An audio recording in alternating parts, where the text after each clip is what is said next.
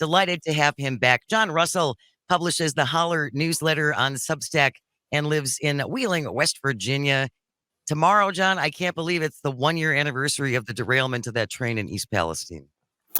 I can't believe it either. By the way, thanks for having me on, but look forward to talking about it. Time flies. It sure does. It really does. And Greg and I, before the show, and we had booked you for a couple of days ago, it honestly seems like it was longer than that. It feels like this train derailment, at least for people here, at least for me, it's like, oh, that happened 3 years ago. The 1-year anniversary is tomorrow. For people who aren't up on this, John, explain what happened.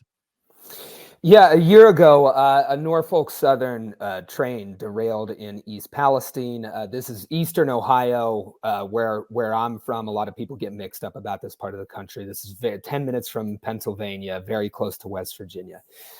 It was carrying a number of toxic chemicals.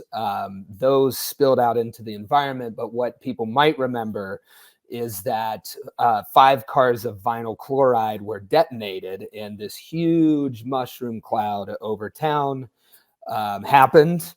And then we all kind of watched the fallout from that. And here we are a year later, kind of looking back at the consequences for such a massive disaster. I mean, this is a really large chemical exposure, and we're a year on from it. Lots of aspects to the story. It's a small community. It's only like 5,000-6,000 people, but the fact that they chose to detonate those cars is still mind-boggling. Yeah, when my involvement with the story came from covering the rail industry on other aspects. There was almost a rail strike. That's kind of part of this scenario. You might remember, back in let me get my years straight here, but 2022, at the end of 2022, rail workers were thinking of going on strike because they were overworked. There weren't enough people who were conducting safety operations. They were under constant pressure from management to do their job faster, to keep these trains safe, that have a lot of aspects that you have to make sure are good so accidents like this don't happen. I was covering that, and one of the interviewees said, if we don't get better working conditions to make sure these trains carrying toxic chemicals through all of our towns, we're going to have a major disaster. And that was a month before East Palestine happened. So it's part of this larger safety conversation. If I remember correctly, John, all of this started with the train industry, the rail industry. A new guy came in and put in a new set of procedures, and it was all about optimizing profit, right? It's always about optimizing profit.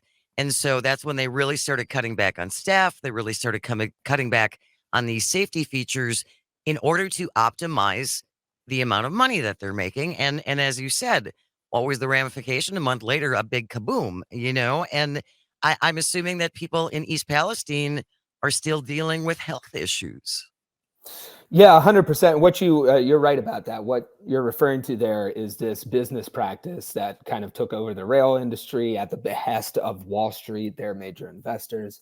It's called Precision Scheduled Railroad, and it does all the things to jack up profits. It makes the trains longer. They're trying to have less people staffing the trains. Important safety inspectors. There are hundreds of points on a single car, and trains can be miles long, right?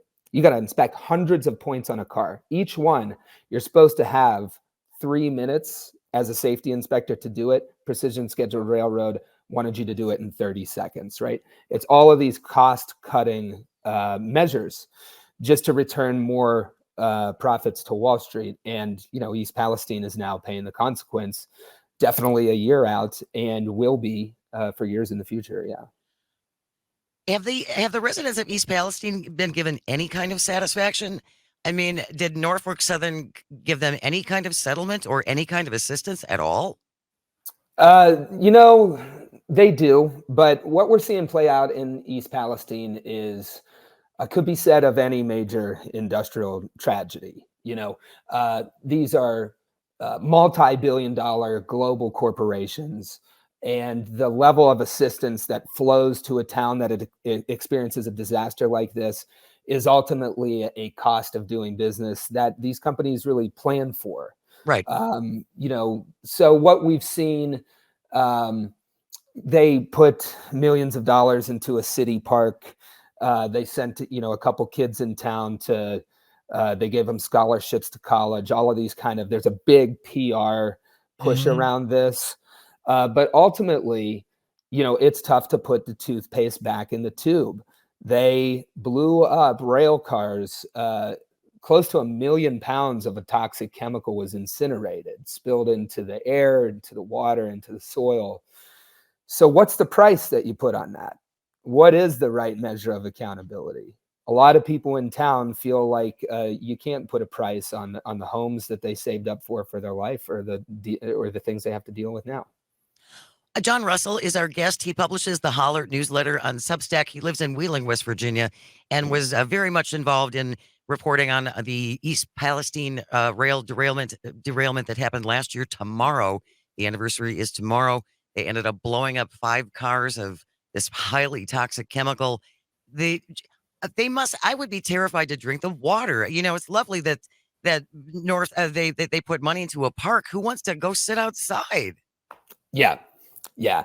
I think um, this is what we are all kind of expected to accept, right? Anytime one of these giant tragedies happen, we get a park out of it or something like that. But really, there needs to be a measure of accountability here. And we keep talking about these train cars that were blown up. One of the things that I think listeners, everybody should keep front and center is something that wasn't really. The tragedy of these things is that there's a lot of coverage in the first couple days. And Then then you it all find goes out, away. yeah, it goes away and you find out important stuff.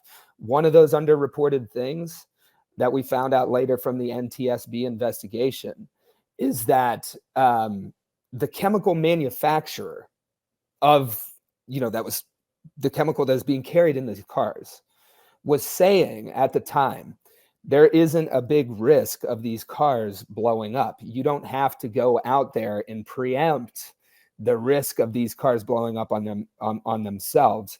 At the time, that was the justification for doing this. There were temperature charts about these cars that came out later that showed at the time they were detonated, the temperature and pressure in the cars had leveled off and stabilized. And by the way, the morning when they detonated these cars, 5 of them were blown up. The morning of the detonation, they were only planning on one.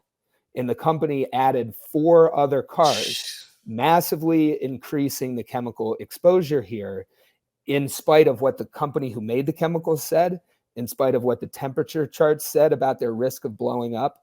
And we still don't have a clear answer for why they increased that chemical exposure. And the last thing here that's important is there are guidebooks for doing this kind of detonation. They say you need a 1-mile evacuation zone for each car of this stuff. They made the 1-mile thing. They decided to add 4 more cars, but they kept a 1-mile evacuation zone. So those are important. Is this all done? I mean, are there anything else working through the legal system or lawsuits or anything like this? Or is it just, as you said, John, it's the price of doing business? Oh, well, you're all going to have cancer in 30 years. Good luck.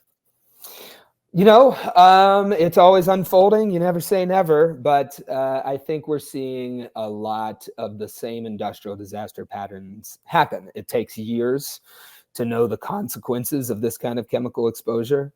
I mean, just think about it. Where's all that stuff go? Look at the mushroom cloud. Where did all of the byproducts go? You can walk down and kick a hunk of mud off of the creek bank today and watch the chemicals bloom in the water. I mean, people do that. So we're going to see the consequences of this for years. There are lawsuits in the works, but I think the question on everybody's mind is this the best that we can accept? Well, and as I looked more into this, John, and you had talked too about the length of some of these trains, we're talking Yeah. miles long. So if you're at the front of the train, you can't even see the back. Yeah. I Yeah. I don't know that. Again, We have trains that run through downtown Waukesha, but they're certainly not a mile and a half long. But Yeah. for people who don't encounter it on a daily basis, think about it on a daily basis, these things are moving all through the country all the time, whether you see them or not. These super long trains carrying all kinds of things. It may not be, coming through your neighborhood, but it's going through somebody's neighborhood. Yeah, they're longer. There are less employees on these trains. The industry is having a higher turnover rate. The experts who stay on and have all the institutional knowledge are being replaced with younger guys that have less training and are paid lower wages. It's all part of this precision scheduled railroad that's jacking up profits for the industry, and it should be called into question. 844-967-2789 if you want to join the conversation. We have Tom from LA on the line. Good morning, Tom. Thank you for joining us. What did you want to say? Good morning. First off, we the people ultimately are the government, and we must never forget that. There's only one thing that's really missing from this whole story, I believe, and that is the difference between private and public. Public means that we all own it, and it's not for profit. And private means that the private owner, and they can do whatever the hell they want with it, and they are trying to increase their profits. So that is the big difference. And I think that needs to be said. Is it John? I think John is on here, that it's a private corporation that's running this thing.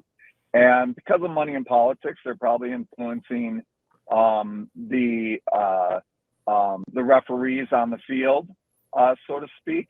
But yeah, there really needs to be a distinction between when something's private and when it's public. Because to privatize it means to profitize it. So I'd like you to kind of riff on that a little bit, John, if you can. Thanks a lot, Tom. Always appreciate you calling, and thank you so much for listening. Yeah, you know what, Tom? Glad you gave us that prompt here. One of the things that sticks out to me about this, and a consequence of these huge companies being completely private, run for profit, there is right now, the news is covering this aspect of the story. There's an effort by investors to remove Alan Shaw.